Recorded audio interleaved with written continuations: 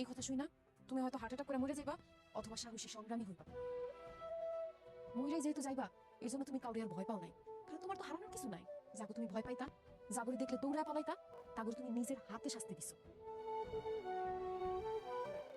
সাত্তার, সাহস নিয়া শক্তি নিয়া অন্যায় প্রতিবাদ কইরা 2 দিন বাঁচার মধ্যে যে শান্তি আছে, মানুষের সামনে মাথা নত কইরা অন্যায় সহ্য কইরা 100 বছর বাঁচার মধ্যেও সেই শান্তি নাই।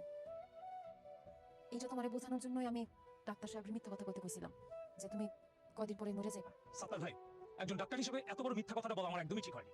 কিন্তু আপনার স্ত্রী, উনি চেয়েছিল আপনি সাহসী হন, শক্তিশালী হন, অন্যায়ের বিরুদ্ধে প্রতিবাদী হন।